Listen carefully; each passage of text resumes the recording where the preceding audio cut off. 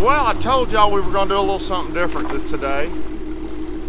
And so I'm fishing, I guess you would still call it kind of Rayburn waters, but not really.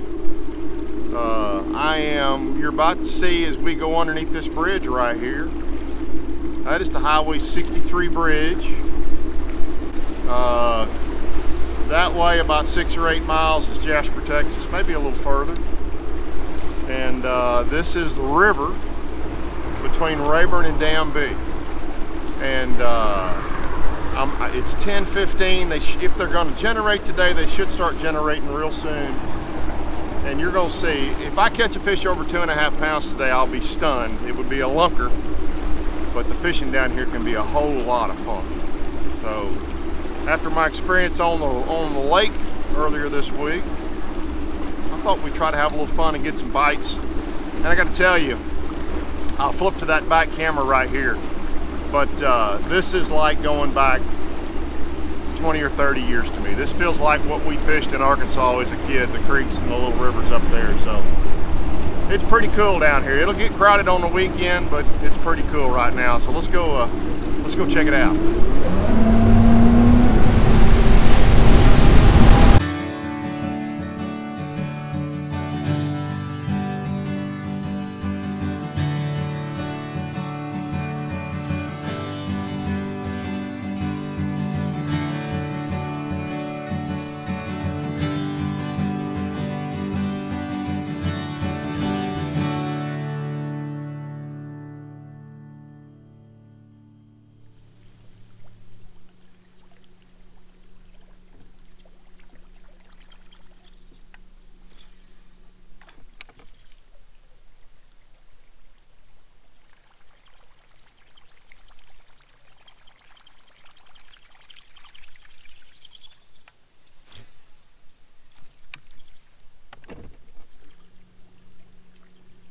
How pretty a cypress tree is that one right there? Massive. It's beautiful. Can't believe I can't get bit out from under it. I might have to get out my little tiny spinnerbait.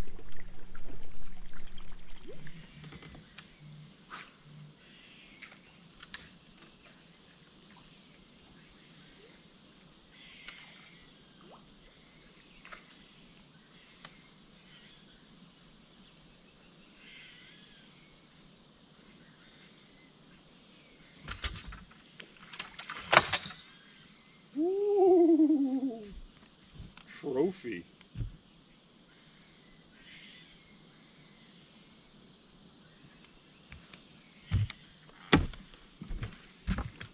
How about some color?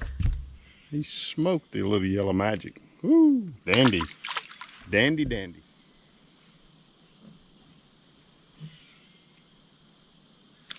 Took exactly one cast.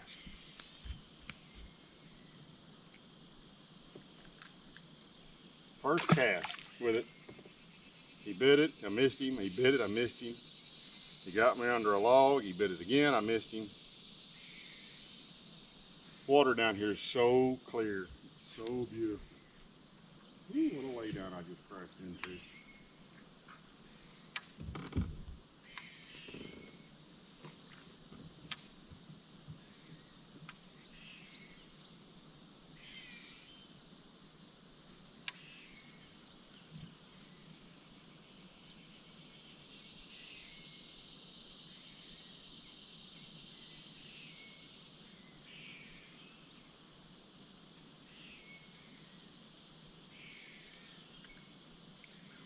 Rod wrapped around the end of my eye.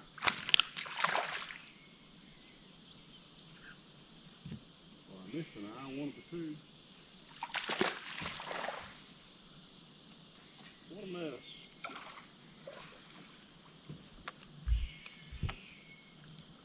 That's a largemouth. That's not a spot.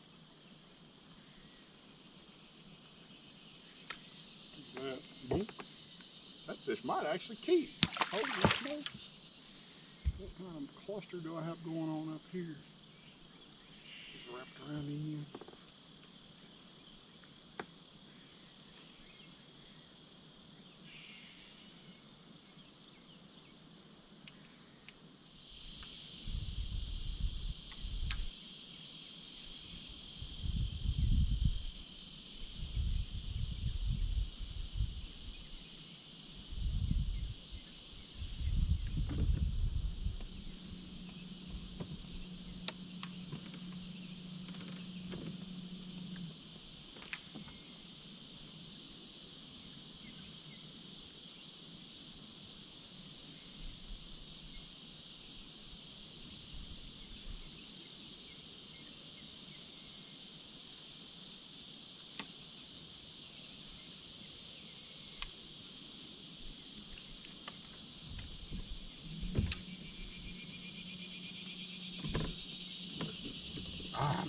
We come back and got it. There's a whole wad of them right there. That was cool. So that fish bit the little Kentucky, or a fish bit, and I missed him, and I saw the bait pop up, and about 4 of them swarmed up to grab it. And this was the winner / loser. Man, he got stripes on him like a tiger. Look up there around his face. He is so pretty.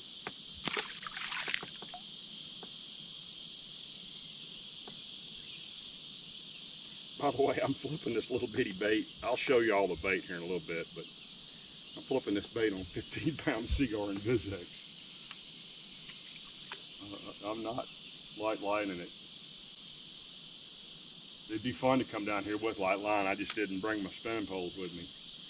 Come down here with some 4-pound line, and that might really be a lot of fun. In fact, I may do that here pretty soon, just for giggles.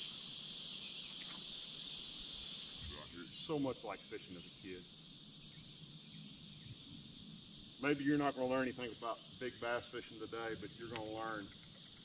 So I grew up fishing Foosh Creek in Little Rock, Arkansas. It dumps into the Arkansas River.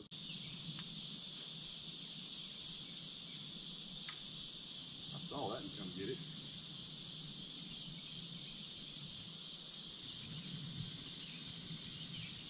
Okay. Oh my gosh.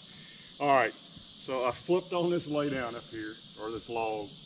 I saw the fish come up and flash and eat it. I fought him out here. He came off. I could see the whole thing. There was another fish with him. When he came off, he went back and bit it again and came off again. That was awesome. This is so much fun down here. It's so much like fishing as a kid. Maybe you're not going to learn anything about big bass fishing today, but you're going to learn. So I grew up fishing Foosh Creek in Little Rock, Arkansas. It dumps into the Arkansas River, came right through behind my house in our neighborhood. And this is exactly what this feels like, just going fishing and catching them and having fun. Didn't matter what size, it was just catching fish. And the super clear water makes it even more fun. It's just so fun to see these fish. I'm telling you, when they turn the gates on, I've heard now it's going to be about 1 o'clock. They'll get a lot more active even than what they have been so far. It's a little bit more dangerous, but not much. As little as they're releasing right now. Okay guys, so as I mentioned earlier, I've got basically 2 cameras running, the front and the back camera. Unfortunately, the back camera, actually, and I'm running 4 different cameras here. So I've got 4 different GoPros. I've had a lot of questions about this, but the issue is it's about 103 out today. And GoPro cameras that are being, well, even the ones that are running on batteries, but specifically the ones that you're running with external power, you have a lot of issues with them overheating. So I'm constantly rolling cameras in and out. And what I didn't realize is on that front camera, I didn't have my mic plugged in properly. So the audio, there's no audio to this, and my back camera had just overheated, and so I hadn't swapped cameras out. So what I do is I roll cameras off that back so that I've always got a camera that's not too hot up there. But I wish you could hear the audio on this, because I'm giggling like a little kid. This big pretty fish, I can see her down there swimming around in that water. So I sound like a tournament fisherman. I'm saying, please don't come off, because I really wanted to show you all this fish. This is a really, really solid fish. This is a 4.5, maybe a 5-pound fish. And I got to tell you, so I went down there just kind of goofing off with, flipping that little bait around. I actually flipped 2 other laydowns like this and caught a 3-pounder out of one of them, which I didn't catch on camera, and had another one take my stuff away. So I think, based on what I saw, you could go down there and just flip laydowns with big heavy line like we normally fish, and I'm not sure you couldn't catch some really, really solid fish when it's slack water. It's a lot harder to fish when the water's moving, which I mentioned in this clip, but in the slack water, man, they were biting it. It was fun. Let me show y'all what I'm throwing up here in this super gin clear water, or at least to us gin clear water. Certainly not Lake Powell gin clear water. So I'm throwing a TRD, the color is called The Deal, and I'm throwing it on a 1/10 ounce mushroom head. But it's a mushroom head, and these are hard to get. You're probably gonna need to order these. I'll put a link below where you can order them. can't generally find the 1/10 ounce, which is surprisingly heavy with that little bitty bait on it, with the weed guards on it. And what you'll see, although in the package it looks like a single weed guard, it's actually 2 little weed guards you bend out. And it's something I would normally throw on real light line. I'd normally be throwing on a spinning rod, but I just didn't bring a spinning rod down here with me. I took some stuff out of the boat yesterday to have some service work done on it. I'm throwing it today on a Magnum crankbait rod, which is a 7'10" rod. It's probably absolutely the wrong rod to use it on, but it's got a lot of tips. I can flip it, and you're seeing I'm not having, that's a tournament MP reel.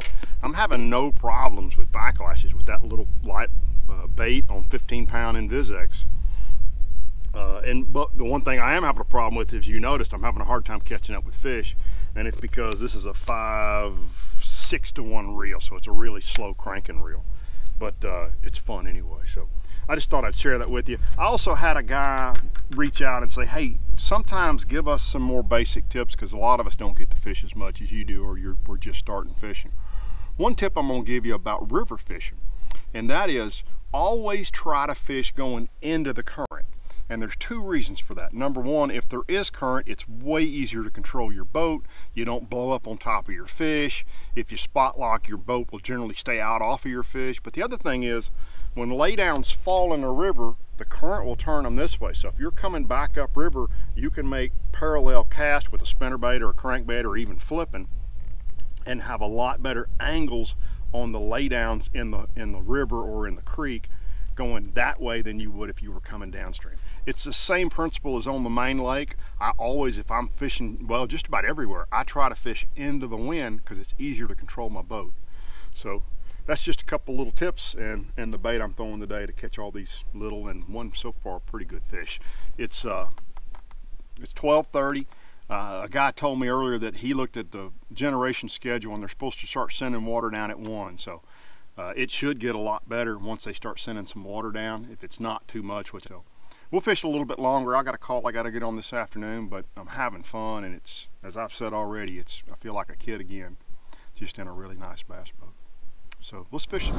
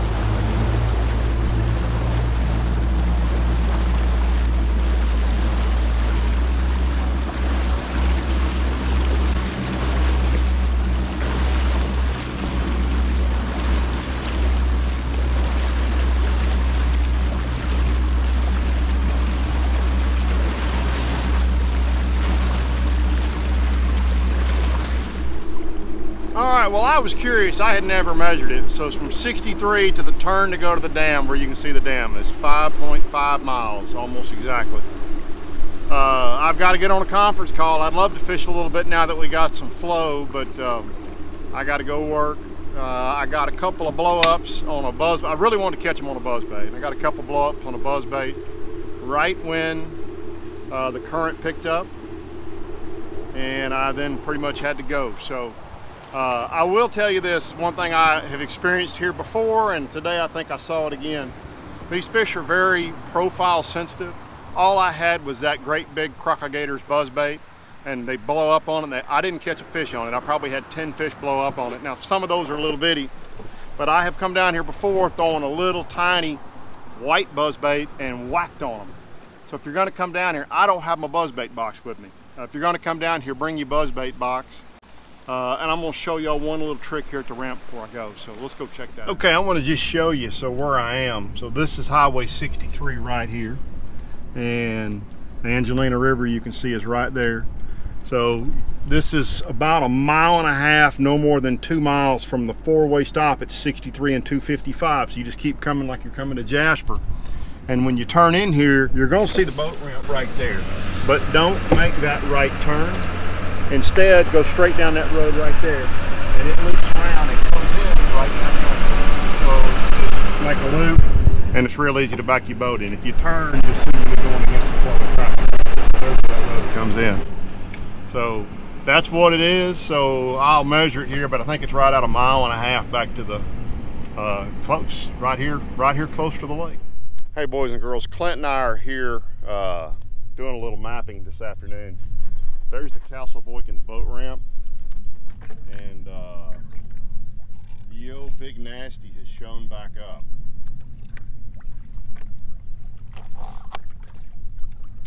So there she is right there. There, doink. Don't break my rod, you redneck. All right, so I'm gonna give you all a waypoint on that real quick. That one, it's been here several years, and I didn't even have it marked anymore. Let's see, mark it.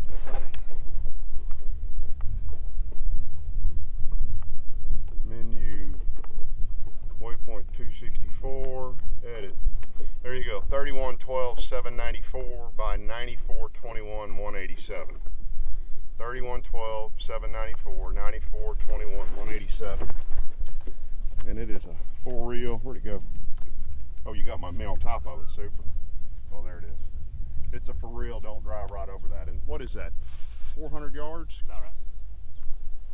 So it's just dead out here in the middle and there's nothing on it. There you go. Another benefit of being with Ken Smith Fishing. .com.